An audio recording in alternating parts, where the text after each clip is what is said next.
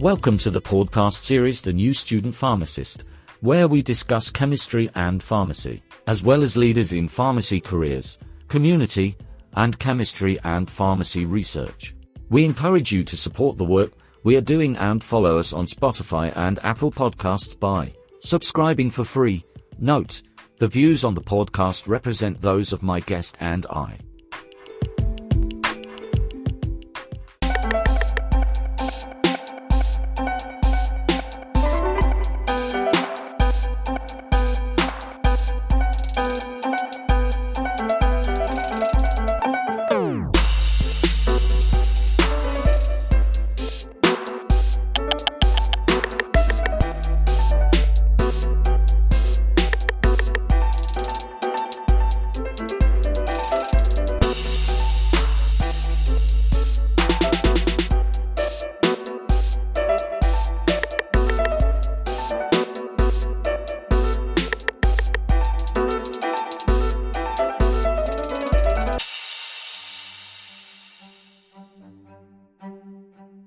Purpose of these episodes not at all for advice or medical suggestions. These are aimed to provide support to peer pharmacists in training in educational and intellectually stimulating ways. Again, these are not at all for medical advice or medical suggestions. Please see your local board and state-certified health professional. The views of this podcast represent those of my guests and I.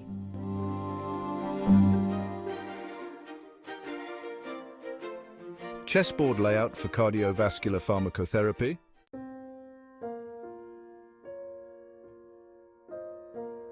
King, pharmacokinetics, central to survival, representing absorption, distribution, metabolism, and excretion, or ADME, processes that control the availability of the drug.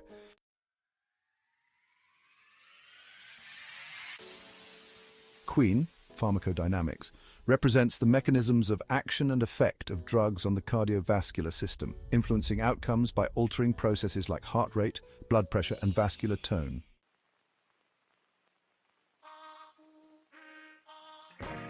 Bishop's guidelines. Guiding principles or clinical guidelines such as JNC8 or ACC-AHA recommendations, essential for structuring treatment approaches for conditions like hypertension or heart failure.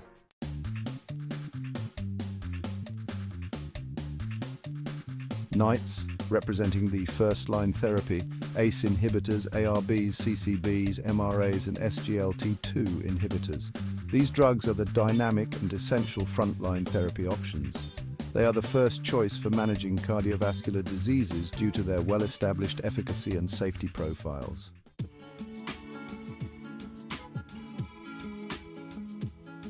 Rooks, representing adjunctive or second-line therapy.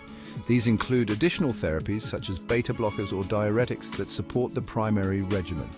They enhance effectiveness or address side effects of the primary agents.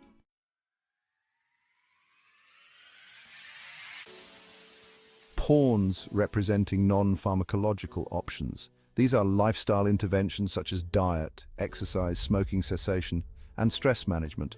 They serve as the foundation and are crucial for successful outcomes, but individually they move slower in impact than pharmacologic interventions.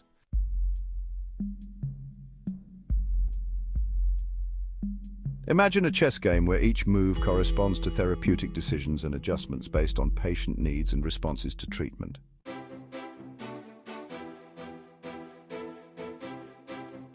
White, representing the patient team, opens by deploying pawns with dietary modifications, increasing physical activity, and smoking cessation as preventive measures. Black, representing the disease team, responds by advancing pieces representing genetic predisposition, lifestyle factors, or elevated blood pressure, challenging the efficacy of non-pharmacological approaches alone.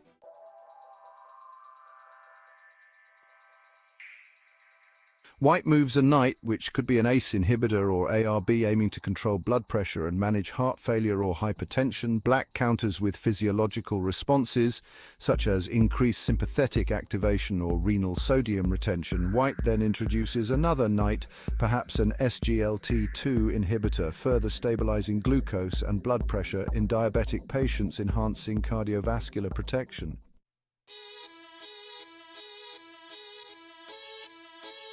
Mid-game, incorporation of queens and bishops, pharmacodynamics and guidelines. White's queen, representing pharmacodynamics engages, showcasing the therapeutic effect of drugs on blood pressure reduction and myocardial protection, maximizing patient outcomes. White positions bishops, symbolizing guidelines to ensure that therapy remains within evidence-based parameters, adapting as needed. Meanwhile, black challenges with adverse drug reactions or resistance, testing the resilience of therapy.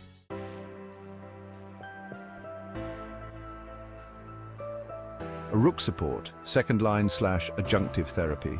White mobilizes rooks, such as diuretics or beta blockers, to address complications like fluid retention or tachycardia, bolstering the primary regimen's impact. Black introduces potential complications, such as electrolyte imbalances or increased blood glucose, necessitating close monitoring.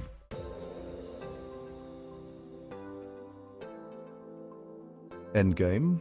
King and pawns advancing, pharmacokinetics and sustained lifestyle changes. White's king, representing pharmacokinetics, becomes critical as dosage adjustments or drug switches are made to accommodate kidney function or age-related changes. Pawns, symbolizing lifestyle modifications, continue moving forward, reinforcing stability as pharmacological agents hold the line. Black attempts one last advancement, representing potential complications or disease progression.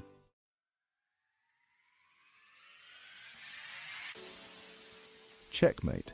Achieving therapeutic goals means stabilizing blood pressure, reducing cardiovascular risks, and achieving patient-centered goals, such as symptom control and improved quality of life.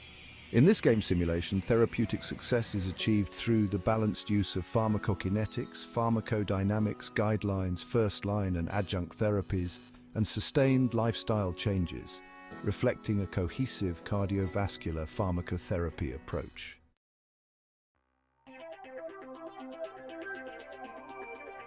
Expanded chess game with patient cases.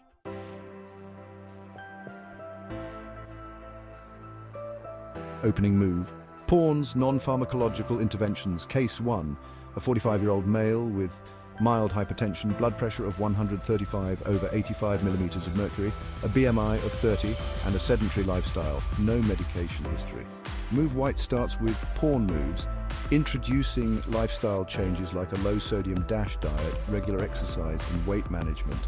Black, representing the disease, responds by leveraging pre-existing risk factors, particularly high BMI and sedentary lifestyle, to push blood pressure slightly higher under stress. Outcome? After 3 months, the patient's blood pressure remains elevated at 138/87 millimeters of mercury. Lifestyle changes show some improvement, but not enough to reach target goals. It's time to introduce pharmacological support.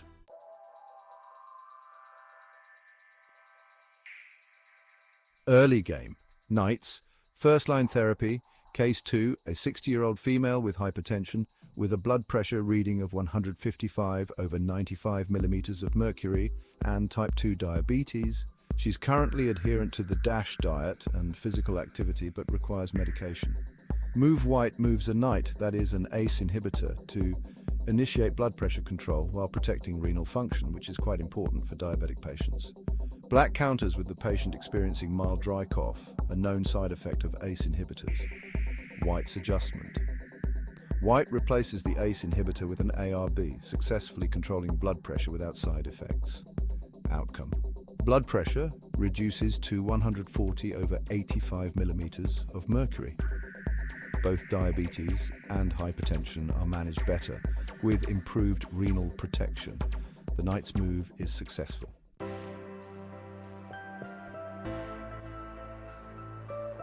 Adding second-line therapy. Rook support, adjunctive therapy. Case 3, a 72-year-old male with hypertension with a blood pressure reading of 165 over 105 millimeters of mercury, heart failure with reduced ejection fraction, and frequent fluid retention. Move White initiates therapy with night moves, that is, an ACE inhibitor and a beta blocker, for blood pressure and heart failure management. However, the patient shows persistent swelling and shortness of breath. White moves a Rook, a diuretic, to manage fluid overload, targeting heart failure symptoms directly. Black's counter Black, representing the disease, responds with electrolyte disturbances, specifically hypokalemia, due to diuretic use. White's adjustment: White adds potassium supplements to address hypokalemia and schedules regular electrolyte monitoring. Outcome: blood pressure reduces to 140 over 90 millimeters of mercury. Symptoms of fluid retention improve and electrolyte levels stabilize with monitoring. Adjunctive therapy with the Rook proves beneficial.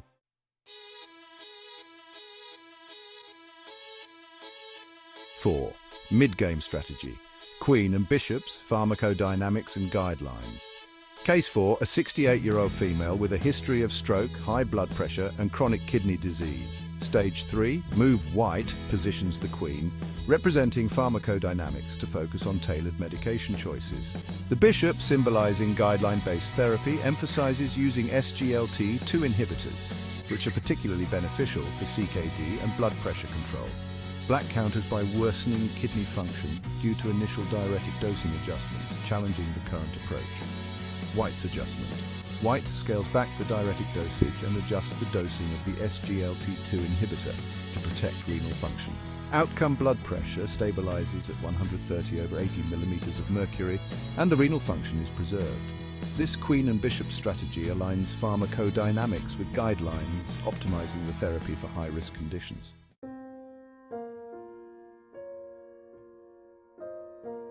5. Crisis response in the late game. King and Rooks, pharmacokinetics and adjunctive therapy. Case 5, a 55-year-old male with resistant hypertension with blood pressure at 180 over 110 millimeters of mercury despite triple therapy, including a calcium channel blocker, ACE inhibitor, and diuretic. Move White brings the King, representing pharmacokinetics, into play by considering absorption and metabolism issues. Adjustments are made to dosing frequency, ensuring optimal drug levels and adherence. The Rook move involves adding an aldosterone antagonist as a fourth-line therapy for blood pressure control. Black's counter Black challenges with hyperkalemia, a common issue with aldosterone antagonists. White's adjustment. White closely monitors serum potassium levels and educates the patient on avoiding potassium-rich foods. Outcome: blood pressure reaches 145 over 85 millimeters of mercury with careful monitoring, and hyperkalemia risk is managed. The King and Rook strategy stabilizes a complex case through pharmacokinetic insights and adjunctive therapy.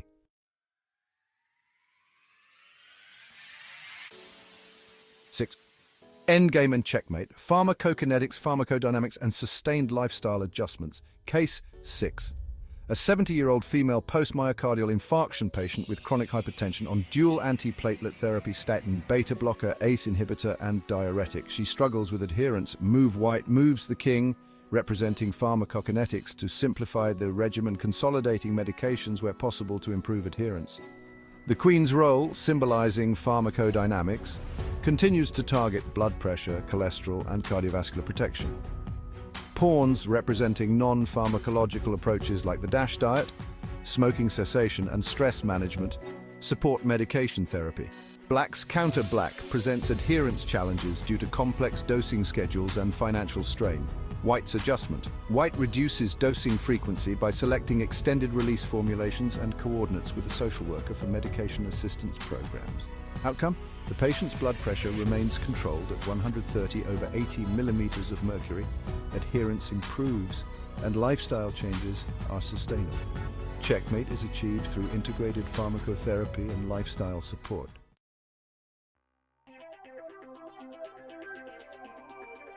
Summary. This game model demonstrates how patient cases, represented as chess moves, require strategic decision-making and adjustment. Each chess piece reflects key therapeutic components.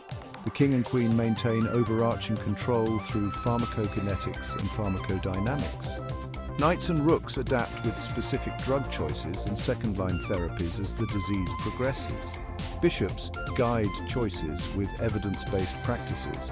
Pawns uphold non-pharmacological approaches, reinforcing stability in long-term cardiovascular care. This simulation emphasizes the layered dynamic process of managing cardiovascular pharmacotherapy, illustrating how each decision interconnects to achieve therapeutic goals.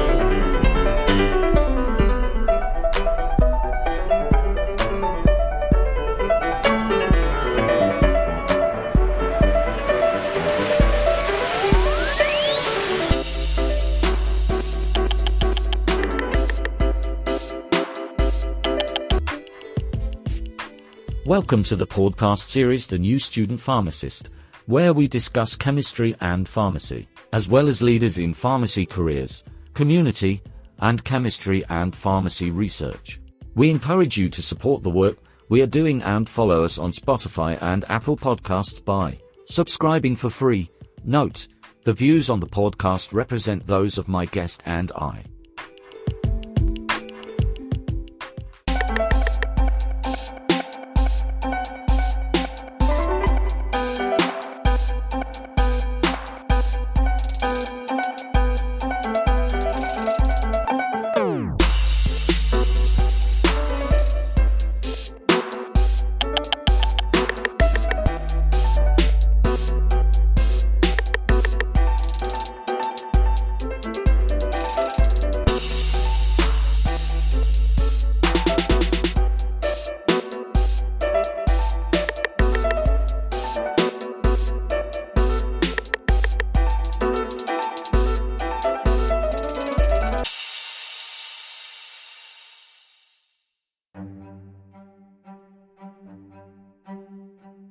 Purpose of these episodes not at all for advice or medical suggestions. These are aimed to provide support to peer pharmacists in training in educational and intellectually stimulating ways. Again, these are not at all for medical advice or medical suggestions. Please see your local board and state-certified health professional. The views of this podcast represent those of my guests and I.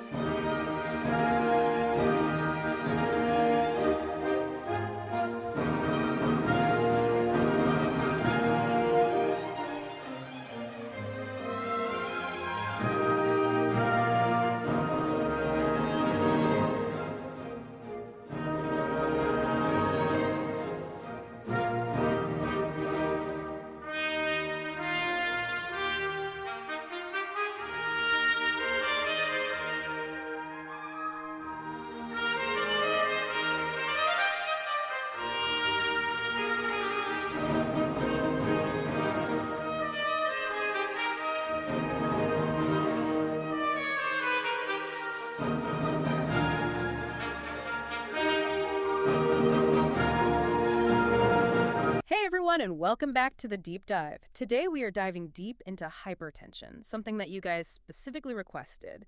And you even sent over some excerpts from a medical textbook and some sample exam questions. That's right. You're like prepping for some kind of medical showdown. Exactly. But don't worry, we've got you covered. Absolutely. And maybe we should start with a little reality check. You might be surprised to learn that nearly half of all U.S. adults have high blood pressure, which is also known as hypertension. Whoa, nearly half. That's a lot more common than I realized. It is a pretty startling statistic. It really is. So where do you think you fall on that blood pressure spectrum? Have you checked yours recently? That's a great question to ask yourself. And it actually leads us to a pretty fascinating point. For about 90% of people with hypertension, we don't actually know the exact cause. Oh, really? Yeah, it's kind of like a detective story, but there's no prime suspect.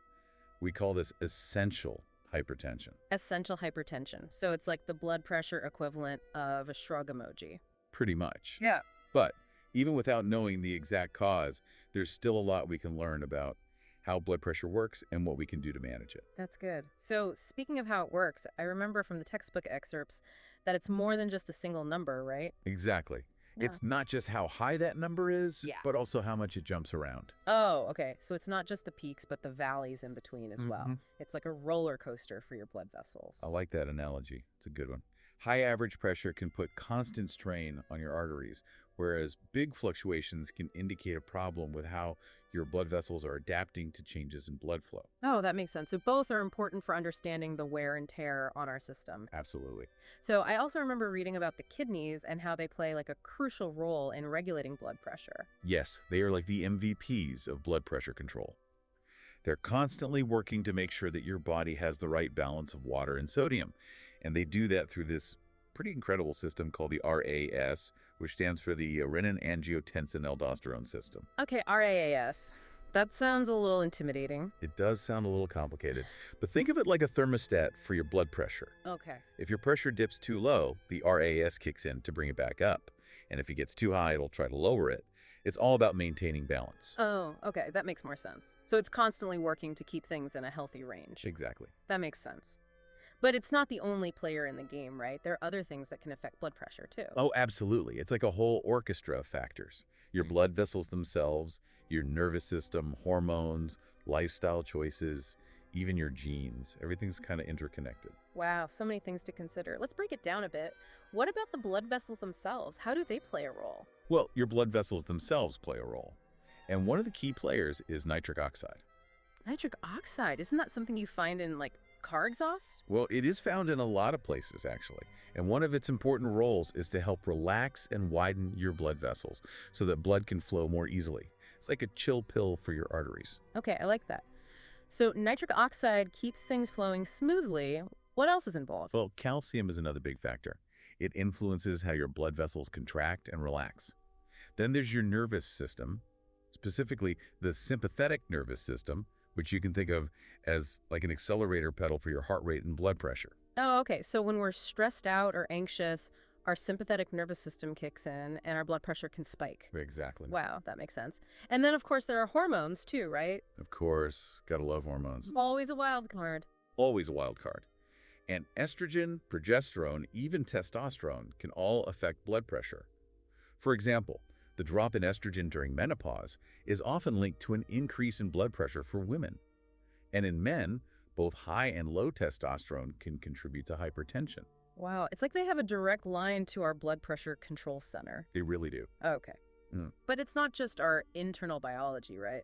Our lifestyle choices play a big role too, right? Absolutely. And some of the biggest culprits are often the usual suspects. Diet, exercise, stress, you know the drill. I knew those were coming. Yeah. But let's break them down one by one. What about our diet? What specifically can influence blood pressure? Well, think about it this way. When you eat a lot of salt, your body holds on to more water. This increases your blood volume and puts more pressure on your arteries. That's why a diet high in sodium is a major contributor to hypertension. Makes sense. So cutting down on salt is key. It is, but it's not just about cutting out the bad stuff. It's also about adding in the good stuff. Oh, like what? Well, one of the best things you can do is actually increase your potassium intake. Oh, potassium. Yeah. This mineral helps your body get rid of that excess sodium and counteracts those negative effects of a high salt diet. Foods like bananas, sweet potatoes, leafy greens, they're all great sources of potassium. So potassium to the rescue. Exactly. And then there's exercise. Okay, yeah, exercise. How does that factor into all of this? Physical activity is like magic for your blood pressure. It can actually help lower both your systolic and your diastolic numbers. Even moderate exercise can have a significant impact. So what are we talking? Brisk walking, swimming, dancing, anything that gets your heart rate up. Exactly. It's all about finding activities that you enjoy and making them part of your routine. Aim for at least 90 to 150 minutes of moderate intensity exercise each week. Got it. Move your body, lower your blood pressure. And of course, we can't forget about stress management, right? Easier said than done, I know. It is. But it's important. It is. Chronic stress really does play a role. When you're constantly stressed out, your body's in that fight or flight mode, right? Right. Which means your sympathetic nervous system is working overtime, which can lead to increased heart rate and blood pressure. So finding healthy ways to manage stress, like meditation or yoga or just taking some time for yourself, that's all super important. Absolutely. And speaking of things that are important, there's another factor we have to consider, and that's your genes. Oh, right. Genetics. It's like the blueprint for our health. It is. While there are some rare genetic disorders linked to hypertension, for most people, it's this complex interplay between your genes and your environment. So even if you have a family history of high blood pressure, it doesn't necessarily mean you're doomed. No, not at all. Your lifestyle choices still matter a lot. They really do. And then, let's not forget about medications. Oh, right. Medications. Some common ones that people take every day, like certain decongestants or even some antidepressants, they can actually raise blood pressure as a side effect. Huh. That's good to know. So if you're starting any new medication, definitely talk to your doctor or your pharmacist and ask about any potential interactions. Absolutely. Always a good idea. Okay, so we've talked about a lot of factors that can contribute to high blood pressure, but now let's talk about why it's so important to manage it. What are the stakes if we don't get our blood pressure under control? Well, the stakes are actually pretty high. Studies have shown that for people between 40 and 70 years old, every increase of 20 millimilli Hg in systolic pressure or 10 millimilli Hg in diastolic pressure actually doubles your risk of cardiovascular disease. Double the risk. Whoa, that's pretty serious. It is. Uncontrolled hypertension can damage your organs, particularly your heart, your brain, and your kidneys. Yeah. It can lead to heart attacks, strokes, kidney failure. So that's some serious consequences. Yeah. So knowing the risks, what can we do to kind of take control of our blood pressure? Well, the first step is actually knowing where you stand, right? Absolutely. What's your blood pressure? We actually use a classification system to categorize blood pressure as normal, elevated, or stage 1 or 2 hypertension. And this helps us figure out how much intervention is needed. Oh, okay. So it's not just about being diagnosed with hypertension. It's about understanding the severity. Exactly. Once you know what category you fall into, you can work with your healthcare provider to develop a personalized plan to manage it. Got it. So now let's talk about blood pressure measurement for a second, because how do we make sure that we're getting accurate readings? You know, I actually have a funny story about this. Oh. I was using one of those blood pressure machines at the pharmacy one time, and the reading was like astronomically high. Like I thought I was having a medical emergency right there. Oh, no. Turns out I had the cuff on completely wrong. Oh, that's a great example of why proper technique is so important. Exactly. So no crossed legs or frantic texting while you're getting your blood pressure checked. But even when you're doing it right, there are still some tricky situations, right? Yeah, there are a few things that can make it a little tricky, like something called white coat hypertension. This is where your blood pressure might spike at the doctor's office because you're a little anxious. Oh, yeah. And then there's mask hypertension, where your readings are normal at the doctor's office, but actually high elsewhere. It's like your blood pressure is playing hide and seek. Wow, talk about a diagnostic challenge. And then there's also like resistant hypertension, right? Where your blood pressure just stays high no matter what you do. Yeah, that's when blood pressure remains high, even when you're taking multiple medications. And that one often involves a more in-depth investigation to rule out any underlying causes. So getting your blood pressure under control sometimes is quite a journey. But let's talk about lifestyle interventions for a second. What can people do before they even think about medications? Well, as we talked about earlier, diet plays a major role. Right. One of the best dietary approaches is the DASH diet, which stands for Dietary Approaches to Stop Hypertension. And it emphasizes fruits, vegetables, whole grains, low-fat dairy. It's all about crowding out the bad stuff with good stuff. And then don't forget the potassium. And don't forget the potassium. I've actually been making a conscious effort to add more potassium-rich foods into my diet. bananas, sweet potatoes, spinach. It's amazing how those small changes can really make a difference. They really can. And then, of course, regular physical activity is essential. Like we talked about. Exactly. At least 90 to 150 minutes of moderate intensity exercise every week is a good goal to shoot for. Okay. And stress management. Yes, stress management. Techniques like deep breathing, meditation, yoga, they can all help you manage stress and potentially lower your blood pressure too. So really, there's a lot you can do even before you even think about taking medication. Absolutely. But sometimes lifestyle changes just aren't enough. Yeah. And that's where medications come into play. Okay, so let's dive into that medication maze. What are the different types of blood pressure medications, and how do they work? Well, there are several different classes of medications, each with their own unique mechanism of action. Okay. One of the most common and effective is thiazide diuretics. Thiazide diuretics, okay. I remember from the textbook that they work by helping your kidneys get rid of excess sodium in water, That's exactly right. which lowers blood volume and therefore lowers blood pressure. Exactly. And they've been shown to be very effective in large studies, which is why they're often a first-line treatment for many people.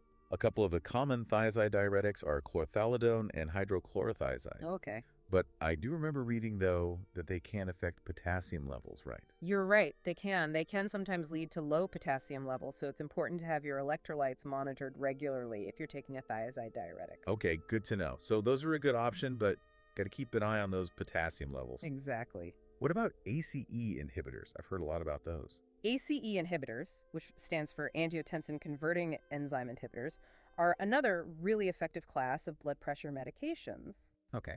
They work by blocking the production of angiotensin II, which is a powerful chemical that constricts your blood vessels. So basically, ACE inhibitors tell those blood vessels to chill out and relax. Precisely. And they've been shown to be particularly beneficial for people with certain conditions, like kidney disease or heart failure or a history of heart attack. Okay. But I've also heard that they can have some side effects, like that persistent cough. Yes, some people do develop a dry, nagging cough while taking ACE inhibitors. It's usually harmless, but it can be annoying enough that people might want to switch to a different medication. So if somebody can't handle the ACE inhibitors because of the cough, what are the alternatives? That's where ARBs come in. ARBs, which stands for angiotensin receptor blockers, they work in a similar way to ACE inhibitors, but they target a different part of that RAS pathway that we talked about earlier. So they also help to relax the blood vessels and lower blood pressure. They do. And they're generally well tolerated, with a lower risk of that pesky cough. Got it. ARBs, no cough.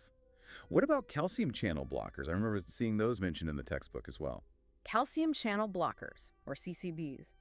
They work by blocking the entry of calcium into the muscle cells of your heart and your blood vessels. And this basically helps those blood vessels relax and widen, which leads to lower blood pressure. Okay, so they disarm the calcium signals that are telling those blood vessels to tighten up. Exactly. Are there different types of calcium channel blockers? Yes, there are two main types, dihydropyridines and non-dihydropyridines. A common example of a dihydropyridine is amlodipine, and then diltiazem and verapamil are examples of non-dihydropyridines. And do they all work in the same way? Well, they all work by blocking those calcium channels, but they can have slightly different effects on the heart and the blood vessels. So it really depends on the individual and what works best for them. Absolutely. Yeah, it's all about finding the right medication for the right person. And sometimes a combination of medications is needed to really get that blood pressure under control. So it's a little bit of a puzzle trying to find the right combination for each person. It really can be, yeah. And speaking of finding the right combination, there are even more medications that we can use to lower blood pressure. They're often called secondary antihypertensive agents. Secondary antihypertensive agents, what are those? These are medications that are typically used when those first-line therapies that we talked about, the thiazide diuretics, ACE inhibitors, ARBs, CCBs, when those aren't effective or if the person can't tolerate them. Okay, so they're like the backup team. Exactly. They include alpha blockers, beta blockers, loop diuretics, aldosterone antagonists, central alpha-2 agonists, and direct vasodilators. Wow, that's a lot of medications. It is a lot to keep track of. Yeah. But the key thing to remember is that each one has its own unique mechanism of action, its indications, its contraindications, its potential side effects. So again, it really comes down to like personalized medicine and finding what works best for each individual. It does, yeah. And speaking of individual needs and risks, let's talk about a really critical situation where blood pressure needs immediate attention, and that's something called a hypertensive emergency. Okay, hypertensive emergency. That sounds serious. It is. It happens when your blood pressure goes up to dangerously high levels, and it's accompanied by signs of organ damage. So it's not just about having like a really high blood pressure reading, it's about whether or not it's causing immediate harm. Exactly. The target organs are usually the eyes, the brain, the heart, the arteries, or the kidneys. Okay, so people should watch out for things like severe headaches or vision changes or chest pain, shortness of breath, any neurological symptoms, Yeah. dizziness. Absolutely. Those are all signs that you need to seek medical attention immediately. Got it. Hypertensive emergencies are a medical emergency. Don't wait. Call 911. That's right. Time is of the essence in these situations. Right. Well, that's a sobering reminder of how important it is to manage hypertension effectively. So in part 2 of our deep dive, we're going to put all of this knowledge to the test. We're going to tackle those sample exam questions that you sent over. Oh, it's quiz time. It's quiz time. Let's see what we've learned. So stay tuned for part 2, where we'll dive into the practical side of hypertension management. All right, are you ready to put all this hypertension knowledge to the test? Oh, I'm ready. Hit me with it. All right, let's dive into those sample exam questions you sent over. First up, a patient with risk factors for high potassium levels, and they also have a history of hypotassium, needs a new blood pressure medication. Which of the following would be acceptable to minimize the risk of raising potassium further? Amiloride, amlodipine, enalapril, spironolactone, or valsartan? Okay, this is where those medication nuances come in. They do. We need to choose a medication that's not going to push those potassium levels even higher. So let's see, amiloride and spironolactone are both potassium-sparing diuretics. Exactly, so those are definitely out. Yeah, those are out. Enalapril and valsartan are an ACE inhibitor and an ARB, respectively. And those can also elevate potassium. They can. So the answer has to be amlodipine. That's right.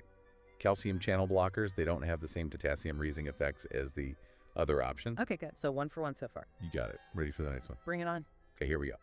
A 46-year-old white man with type 2 diabetes and newly diagnosed hypertension has been on lisinopril 20 milligrams daily for 4 weeks. His blood pressure is still elevated at 146/94. What is the most appropriate recommendation? Okay, so we've got a patient with uncontrolled hypertension despite being on an ACE inhibitor. We do. So we got to either adjust his current medication or add another one. Exactly. So what are our options here? Well, we can't continue the same treatment plan because it's just not working. His blood pressure's too high. Right. And discontinuing the lisinopril completely just seems kind of drastic. Yeah, it's a little extreme. What about switching to a different medication altogether? Well, we could switch to hydrochlorothiazide, which is a thiazide diuretic. That could be an option, especially since he has diabetes. Or we could add amlodipine, a calcium channel blocker, to provide additional blood pressure lowering. Those are both excellent considerations. What about atenolol, which is a beta blocker? Beta blockers aren't usually recommended as first-line therapy for hypertension unless there are specific indications, like heart failure or a previous heart attack. You're right. So out of adding HCTZ or the amlodipine, which do you think is the better choice? Well, considering he has diabetes, I'd say adding hydrochlorothiazide might be the most appropriate next step. Yeah. It can help improve blood pressure control without worsening his diabetes. Absolutely. Studies have shown that thiazide diuretics are often a good choice for patients with both diabetes and hypertension. Okay, let's move on to question number 3. A 72-year-old man is on lisinopril 40 milligrams daily, HCTZ 25 milligrams daily, and amlodipine 10 milligrams daily. But his blood pressure is still elevated at 162/89. He's open to adding another medication, and you decide to start spironolactone 25 milligrams daily. What side effects do you need to make sure he's aware of? All right, spironolactone. That's a potassium-sparing diuretic, and it's got some, unique side effects. What comes to mind? Well, one of the most common ones is gynecomastia, which is breast enlargement in men. Oh, yeah, that's definitely something to mention. What else? Another potential side effect is hyperkalemia, high potassium, especially since he's already on an ACE inhibitor and a thiazide diuretic. Oh, right, yeah. We'd have to watch his potassium levels very closely if we add the spironolactone. For sure. And then I also remember reading that rebound hypertension can happen if spironolactone is stopped abruptly. Absolutely. So no suddenly stopping this medication? Right. And also, we should probably mention that while it can cause some potassium retention, low potassium isn't a typical side effect, especially when it's used with other blood pressure medications. Okay, good point. So gynecomastia, hyperkalemia, Rebound hypertension, anything else? Oh, retrograde ejaculation. Oh, right. When semen enters the bladder instead of exiting the penis during ejaculation, it's less common, but it's definitely something that might be relevant to discuss. Yeah, for sure. It's really important to give him a heads up about all the potential side effects so that he can make an informed decision about his treatment. Absolutely. Okay, ready for number 4? Yes, bring it on. All right. A patient developed a persistent cough after starting a new blood pressure medication. 6 months later, she returns and wants to switch medications because of the cough. She has also been diagnosed with type 2 diabetes in the meantime. Which medication change is best? Okay, so the cough. The cough. That's a classic giveaway. That's got to be an ACE inhibitor side effect. It is. So we need to switch her to something that won't cause that. But we also have to keep in mind that new diabetes diagnosis. Right. So let's look at the options here. Low pressor is metoprolol. That's a beta blocker. It wouldn't cause a cough, but it's not really ideal as a first-line treatment for hypertension, especially in someone with diabetes. That's true. Okay, what about Atacand? Atacand is candesartan, which is an ARB. Okay, so that's a possibility. ARBs are generally well tolerated, They are. effective for hypertension, and they don't usually cause that cough. Yep. Altesse is ramipril. That's another ACE inhibitor. Yep, so that one's out. Cardizem is diltiazem. That's a calcium channel blocker. Could be an option, It could. but AOBs are probably preferred in this case. Yeah, probably. And then obviously continuing her current medication isn't really advisable because that cough is probably not going to go away after 6 months. It's probably not. So switching to Atacand, the ARB, seems like the best choice here. Addresses the cough, considers her diabetes, and is effective for blood pressure control. I think you nailed it. Awesome. Ready for number 5? Yes, hit me. All right. A 35-year-old man has been diagnosed with type 2 diabetes, hypertension, high cholesterol, and sexual dysfunction caused by diabetic neuropathy. Which 2-drug regimen is most appropriate for his hypertension? Okay, so this one is tricky. We've got to think about all those different conditions and how the medications might interact. We need a combination that's going to be effective for his blood pressure, but won't make any of those other problems worse. Right. Lots of things to consider. Yeah. So amlodipine plus lisinopril, what do you think? Amlodipine is a calcium channel blocker, and lisinopril is an ACE inhibitor. That seems reasonable for hypertension, but could it possibly make his sexual dysfunction worse? That's a really good point.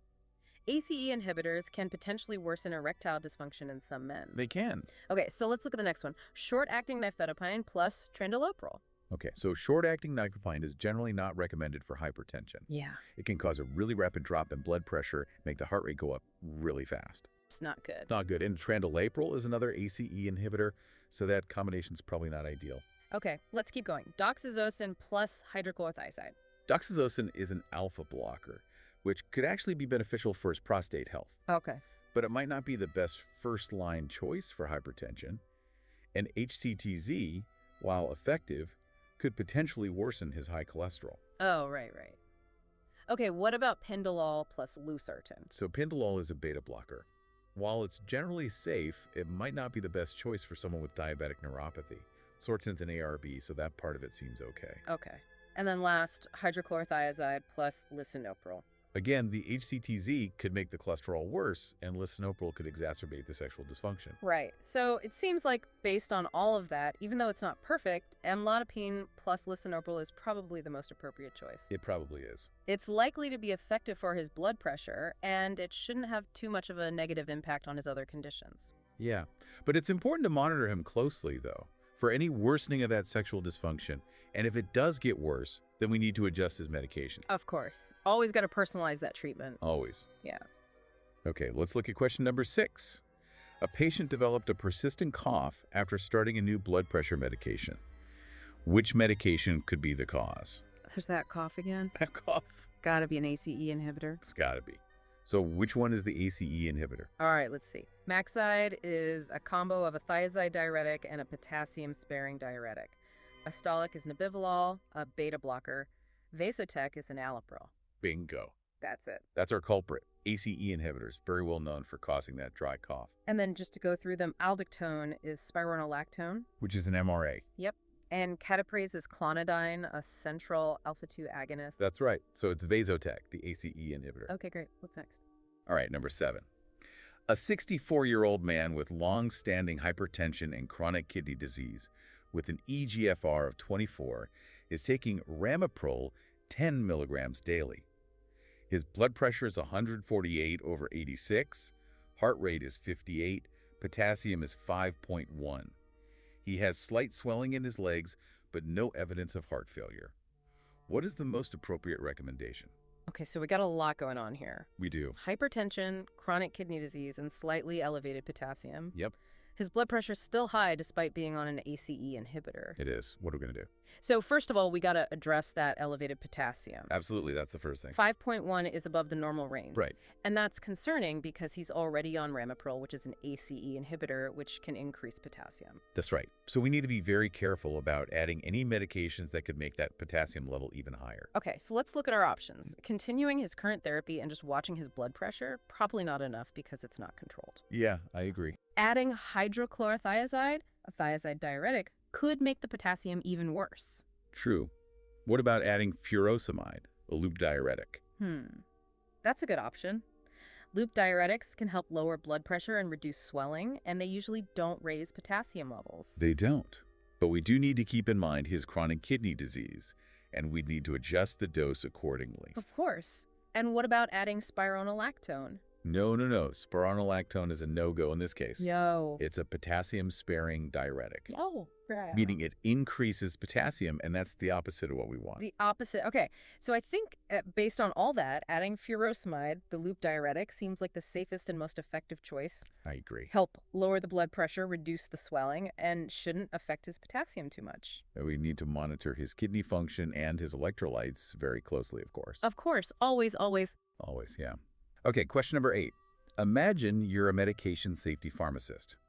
You're reviewing a report about a patient who accidentally received immediate-release nifedipine instead of extended-release nifedipine. What adverse event is most likely to occur because of this error? Okay, so this question is really highlighting the importance of understanding those different formulations. Immediate release means the medication gets into your system really quickly, That's right. whereas extended release releases the medication gradually over time. Right. So what happens when someone accidentally gets that immediate-release version of a blood pressure medication? Well, in the case of nifedipine, which is a calcium channel blocker, the immediate release version could cause a really sudden drop in blood pressure. Right. And that drop can lead to reflex tachycardia, which is a sudden increase in heart rate. Ah, okay. So the answer is reflex tachycardia. You got it. That makes sense. Sudden changes in blood pressure can definitely cause the heart to overcompensate. Exactly. Okay, question number 9. A 58-year-old man with a history of hypertension and chronic kidney disease is admitted to the emergency department with severely elevated blood pressure. His med refill history shows Diavon, hydrochlorothiazide, Toprol XL, and Lipitor. Which medication is most likely responsible for his acute blood pressure elevation after stopping it for 4 days? Okay, so we know that stopping certain blood pressure medications suddenly can cause rebound hypertension, It can. which is basically a sudden, dangerous increase in blood pressure. Right. So of the medications listed, the most likely culprit is Toprol XL, which is the beta blocker. You're right. Beta blockers, they work by slowing down your heart rate and reducing that force of the heart contractions. Right. So when they're stopped abruptly, the heart can start racing and blood pressure can skyrocket. So the answer is Toprol XL.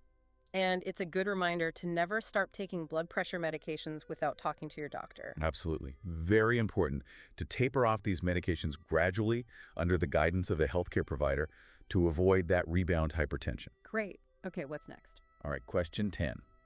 A patient with hypertension is taking Norvasc and has lab results showing elevated serum creatinine, BUN, and potassium. Which treatment plan is most appropriate? Okay, so this question really makes us think about how these medications can affect kidney function. Right. And what we need to do when we see signs of trouble. Elevated creatinine and BUN, that suggests that the kidneys aren't working as well as they should. Right. And high potassium can be really dangerous, especially for someone with kidney problems. So we need to be super careful about adding any medications that could make those problems worse. Thinking like a true clinician, let's look at those options. Okay, so aldactone, that's spironolactone, a potassium-sparing diuretic.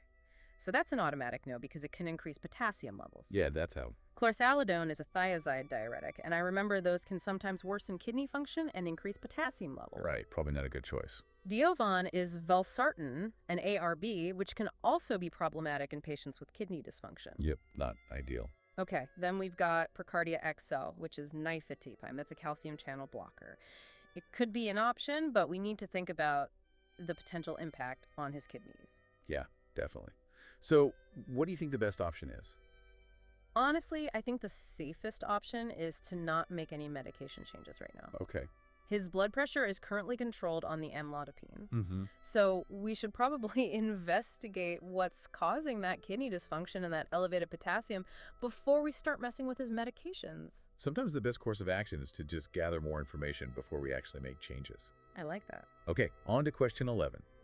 A 37-year-old pregnant woman with hypothyroidism presents with a headache, blurry vision, and elevated blood pressure. She's currently taking levothyroxine and a multivitamin. Which medication is preferred for the long-term management of her hypertension? Okay, so pregnancy, that definitely adds another layer of complexity. We've got to make sure that whatever we choose is safe for both the mother and the baby. Absolutely.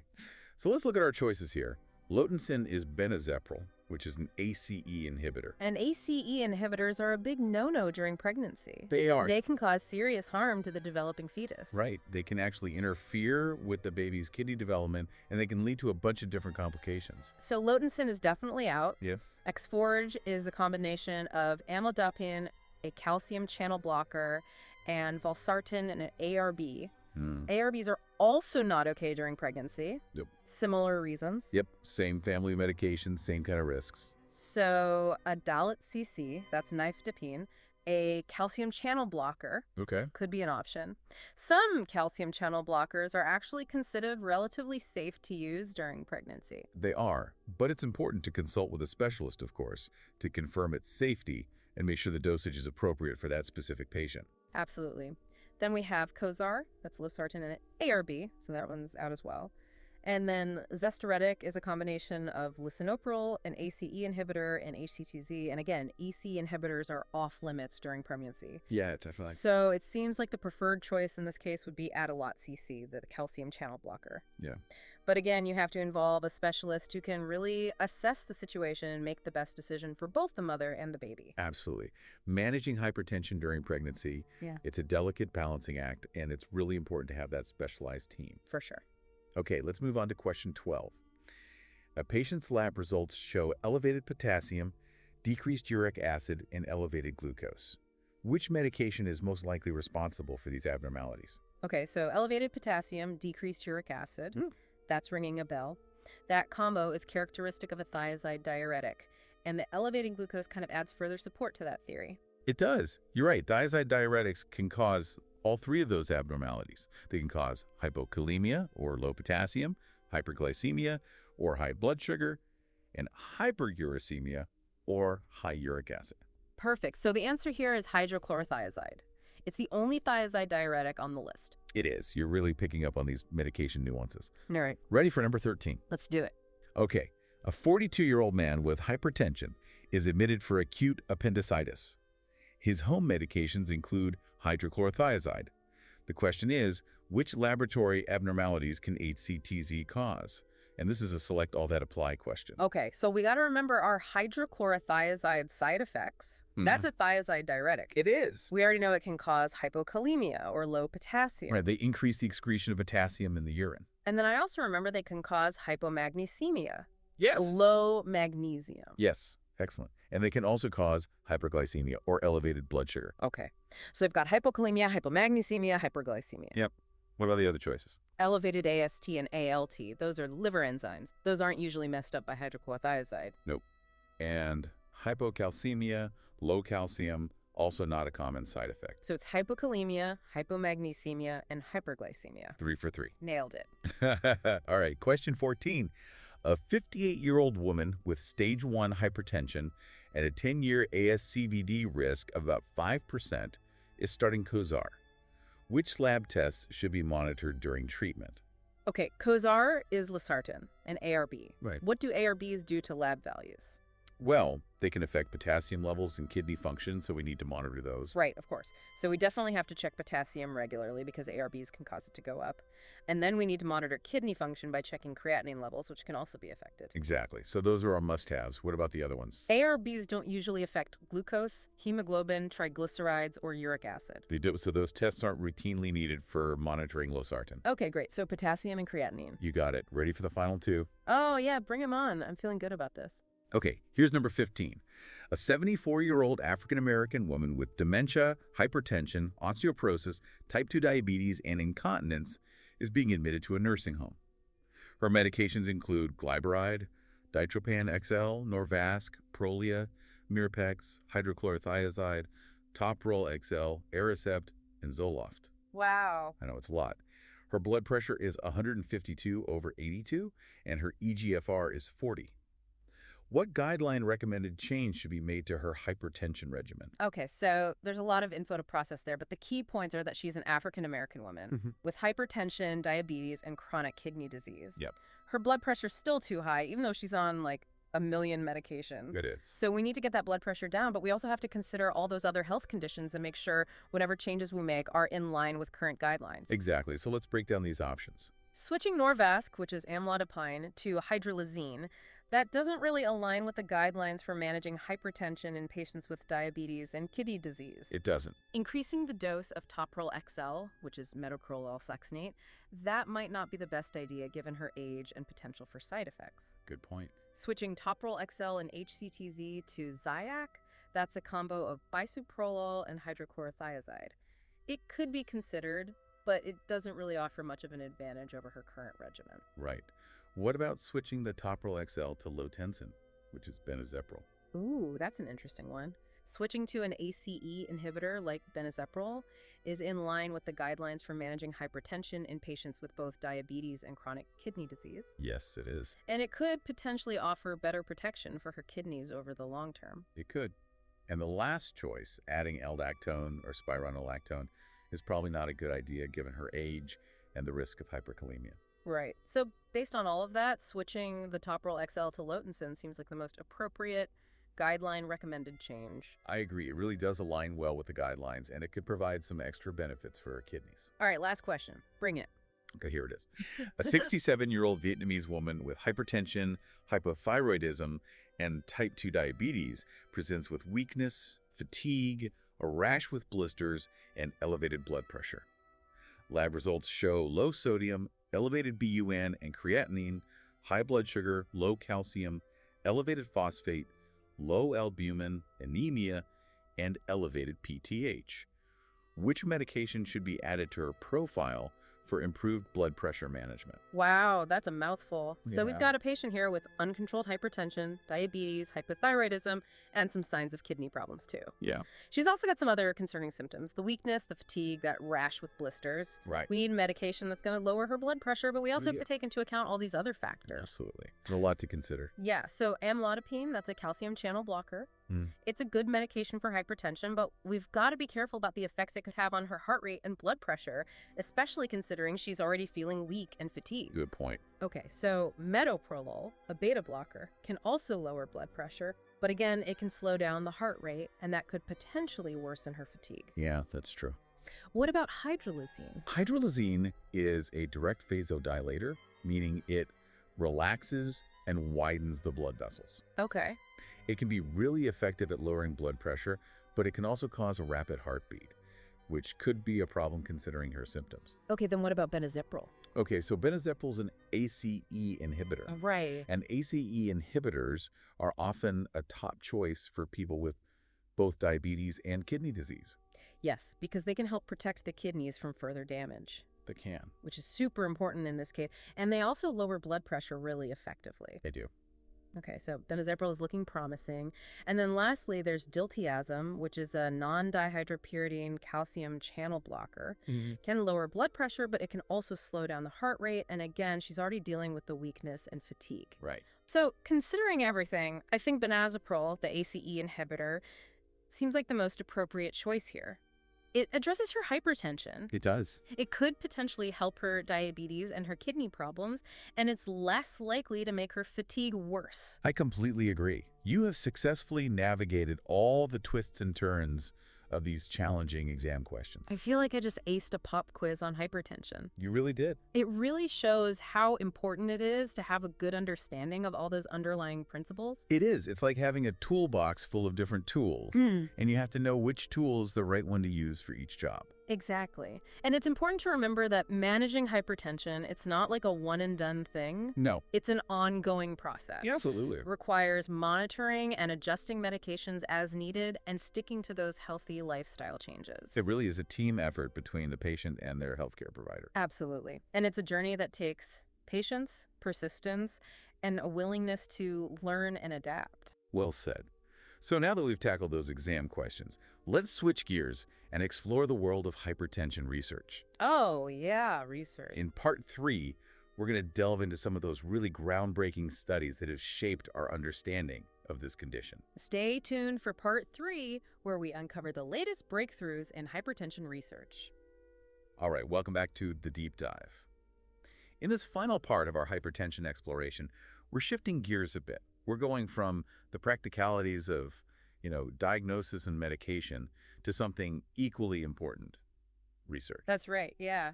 Even though we've made great strides in understanding and managing hypertension, there's still so much more that we're learning. Exactly. Researchers all over the world are working hard to find new insights into the causes, the complications, and the treatment of this complex condition. So what are some of the hot topics in hypertension research right now? What's got the scientific community buzzing? Well, one area that's really exciting is personalized medicine. Researchers are working on identifying specific genes and biomarkers that could actually predict how well an individual will respond to certain medications. Oh, wow. And that can really help personalize those treatment plans and get the best outcomes. So personalized medicine for hypertension is like having a blood pressure prescription that's tailor-made just for you. Exactly. That's incredible. What else? Another area that's super fascinating is the role of the gut microbiome in blood pressure regulation. Wait, hold on. The gut microbiome? No. You mean like the trillions of bacteria that live in our intestines? That's right. What does that have to do with blood pressure? More than we thought. Okay. Research is showing that changes in that gut microbiome can actually affect blood pressure. Really? Yeah. And this is through all kinds of different mechanisms, including the production of certain metabolites that affect blood vessel function. Wow. I never would have guessed that. It's pretty amazing. It really is. So those tiny little organisms living inside us can have such a big impact on our heart health. They can. Yeah. And this opens up all these new possibilities for creating therapies that could actually target the gut microbiome. So we could actually manipulate our gut bacteria to lower our blood pressure. It's possible. Wow, that's kind of mind-blowing. Okay, what other breakthroughs are researchers working on? Another promising area is non-pharmacologic interventions for hypertension. Non-pharmacologic. So we're talking about things other than medications. Exactly. So things like lifestyle changes, but researchers are also exploring things like biofeedback, Oh, acupuncture, even mindfulness-based therapies to help manage blood pressure without relying solely on medications. I love that. It's all about empowering people to really take charge of their health. Explore a range of options. I agree. And remember, those lifestyle modifications, diet, exercise, stress management, those are still the cornerstone. Oh, absolutely. Those are foundational for a healthy heart, regardless of whether or not you're taking medications. Okay, so if people are interested in learning more about the latest hypertension research, where can they go? Well, there's some great resources online. The American Heart Association website has a whole section dedicated to hypertension research. The National Institutes of Health website, they also have some really great information. And of course, you can always talk to your healthcare provider too and see if there are any new clinical trials or treatments that might be a good fit for you. Absolutely. Clinical trials are a great way to actually contribute to scientific advancements and potentially benefit from some of those cutting-edge therapies. All right, well, this has been a fascinating deep dive into the world of hypertension. It has. We've covered so much, from the basics of blood pressure to the most recent research. It's been a pleasure diving into this with you. And I hope our listeners feel ready to take control of their blood pressure and really make their heart health a priority. I hope so too. So to wrap things up, remember, managing hypertension is not a sprint, it's a marathon. It's about making those sustainable lifestyle changes, working closely with your healthcare provider, and staying up to date on the latest research and treatment options. And don't forget to check your blood pressure regularly. Absolutely. Knowing your numbers is the first step to taking charge of your health. So until next time, stay curious, stay informed, and stay healthy.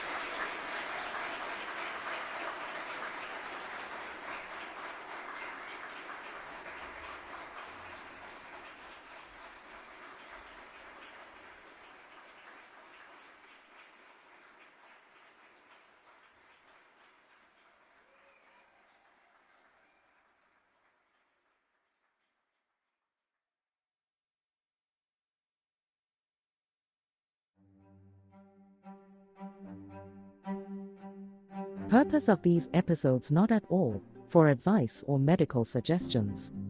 These are aimed to provide support to peer pharmacists in training in educational and intellectually stimulating ways. Again, these are not at all for medical advice or medical suggestions. Please see your local board and state-certified health professional.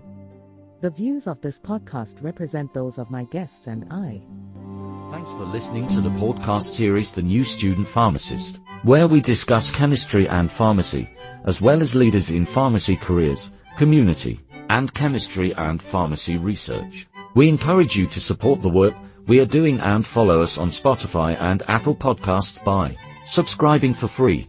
We are so glad that you were able to tune in today. Note, the views on the podcast represent those of my guest, and I take care and all the best.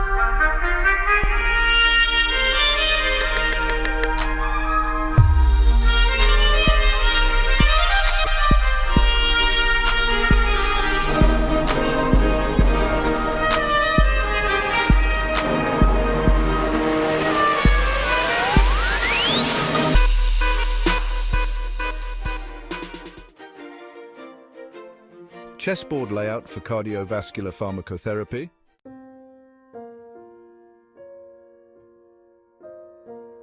King, pharmacokinetics, central to survival, representing absorption, distribution, metabolism, and excretion, or ADME, processes that control the availability of the drug.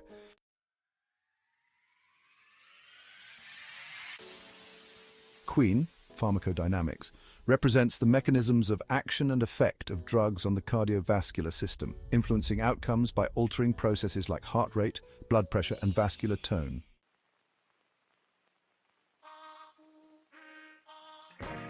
Bishop's guidelines.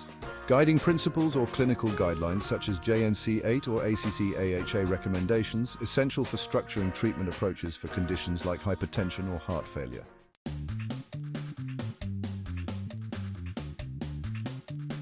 Knights, representing the first-line therapy, ACE inhibitors, ARBs, CCBs, MRAs, and SGLT2 inhibitors.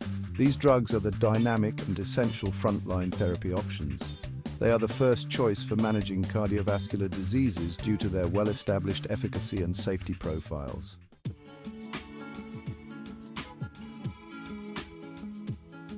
Rooks, representing adjunctive or second-line therapy. These include additional therapies such as beta blockers or diuretics that support the primary regimen. They enhance effectiveness or address side effects of the primary agents.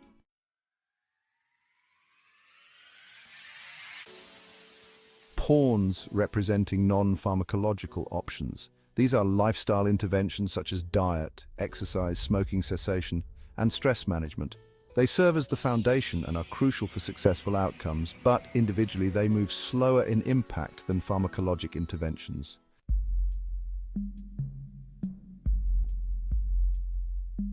Imagine a chess game where each move corresponds to therapeutic decisions and adjustments based on patient needs and responses to treatment.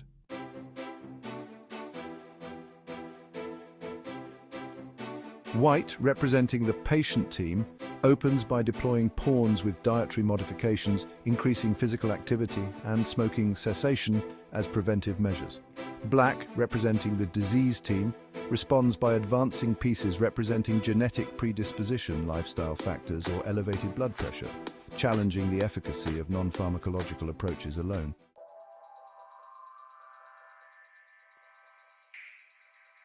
White moves a knight, which could be an ACE inhibitor or ARB aiming to control blood pressure and manage heart failure or hypertension. Black counters with physiological responses, such as increased sympathetic activation or renal sodium retention. White then introduces another knight, perhaps an SGLT2 inhibitor, further stabilizing glucose and blood pressure in diabetic patients, enhancing cardiovascular protection.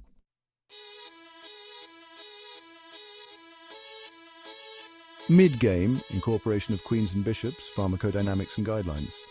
White's queen, representing pharmacodynamics engages, showcasing the therapeutic effect of drugs on blood pressure reduction and myocardial protection, maximizing patient outcomes. White positions bishops, symbolizing guidelines to ensure that therapy remains within evidence-based parameters, adapting as needed. Meanwhile, black challenges with adverse drug reactions or resistance, testing the resilience of therapy.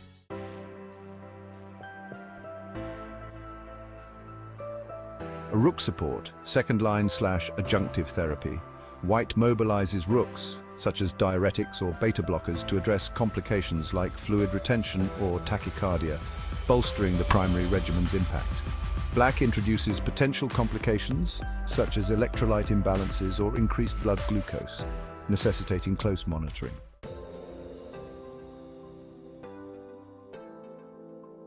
Endgame. King and pawns advancing, pharmacokinetics and sustained lifestyle changes.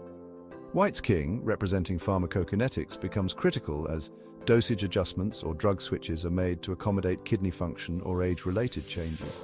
Pawns, symbolizing lifestyle modifications, continue moving forward, reinforcing stability as pharmacological agents hold the line. Black attempts one last advancement, representing potential complications or disease progression.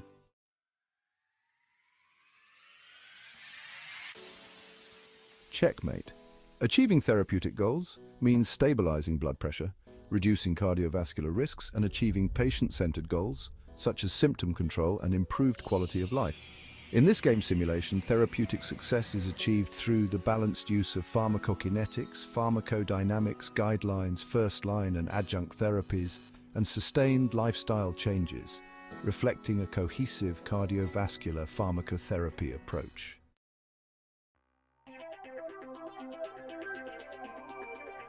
Expanded chess game with patient cases.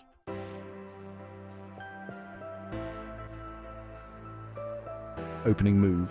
Pawns, non-pharmacological interventions. Case 1.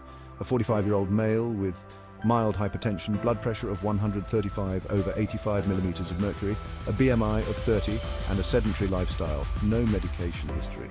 Move White starts with pawn moves, introducing lifestyle changes like a low-sodium DASH diet, regular exercise, and weight management.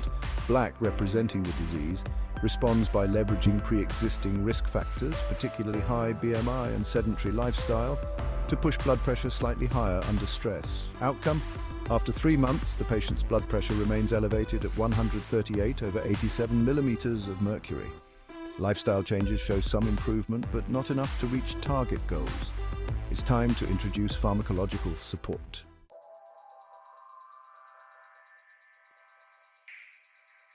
Early game.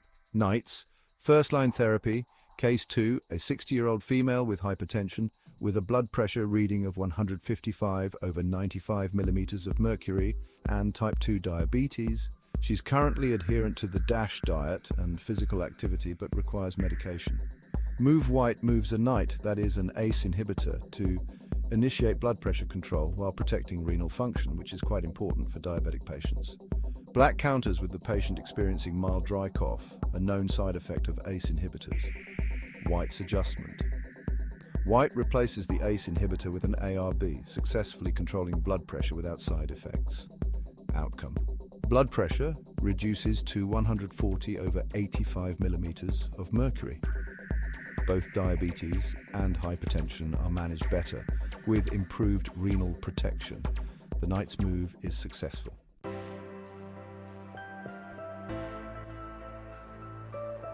Adding second-line therapy. Rook support, adjunctive therapy. Case 3, a 72-year-old male with hypertension with a blood pressure reading of 165/105 millimeters of mercury, heart failure with reduced ejection fraction, and frequent fluid retention. Move White initiates therapy with Knight moves, that is, an ACE inhibitor and a beta blocker, for blood pressure and heart failure management. However, the patient shows persistent swelling and shortness of breath.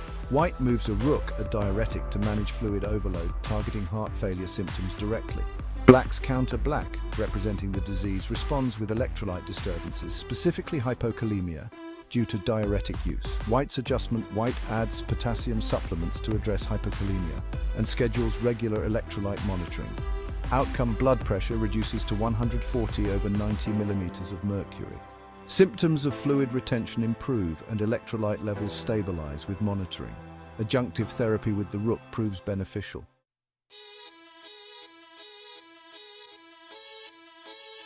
4. Mid-game strategy. Queen and Bishops, pharmacodynamics and guidelines. Case 4, a 68-year-old female with a history of stroke, high blood pressure and chronic kidney disease. Stage 3, Move White positions the Queen, representing pharmacodynamics to focus on tailored medication choices. The Bishop, symbolizing guideline-based therapy, emphasizes using SGLT2 inhibitors, which are particularly beneficial for CKD and blood pressure control. Black counters by worsening kidney function due to initial diuretic dosing adjustments, challenging the current approach. White's adjustment. White scales back the diuretic dosage and adjusts the dosing of the SGLT2 inhibitor to protect renal function. Outcome. Blood pressure stabilizes at 130/80 millimeters of mercury and the renal function is preserved. This Queen and Bishop strategy aligns pharmacodynamics with guidelines, optimizing the therapy for high-risk conditions.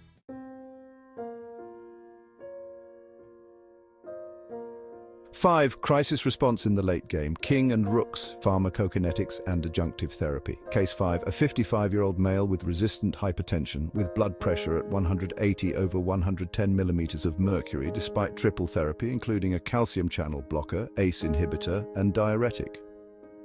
Move White brings the King, representing pharmacokinetics, into play by considering absorption and metabolism issues.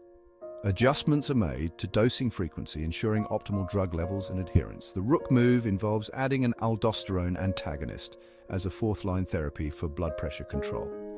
Black's counter Black challenges with hyperkalemia, a common issue with aldosterone antagonists.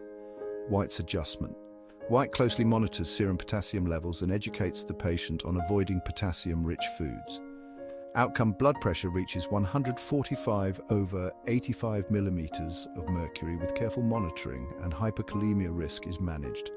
The King and Rook strategy stabilizes a complex case through pharmacokinetic insights and adjunctive therapy.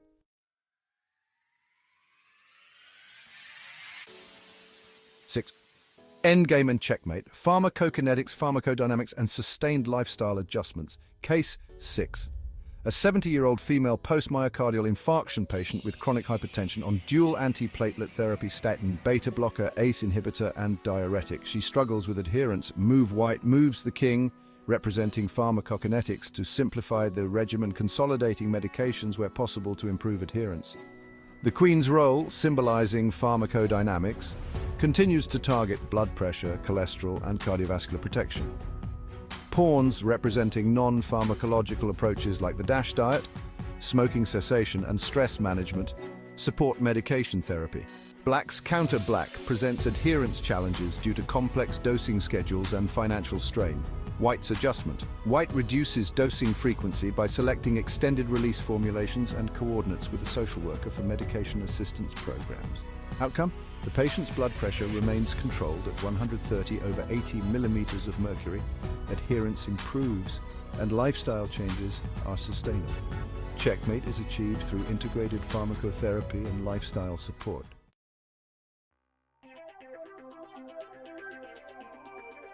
Summary. This game model demonstrates how patient cases, represented as chess moves, require strategic decision-making and adjustment. Each chess piece reflects key therapeutic components. The king and queen maintain overarching control through pharmacokinetics and pharmacodynamics. Knights and rooks adapt with specific drug choices and second-line therapies as the disease progresses. Bishops guide choices with evidence-based practices. Pawns uphold non-pharmacological approaches, reinforcing stability in long-term cardiovascular care. This simulation emphasizes the layered dynamic process of managing cardiovascular pharmacotherapy, illustrating how each decision interconnects to achieve therapeutic goals. Thanks for listening to the podcast series The New Student Pharmacist, where we discuss chemistry and pharmacy, as well as leaders in pharmacy careers, community, and chemistry and pharmacy research. We encourage you to support the work we are doing and follow us on Spotify and Apple Podcasts by subscribing for free. We are so glad that you were able to tune in today. Note: the views on the podcast represent those of my guest, and I take care and all the best.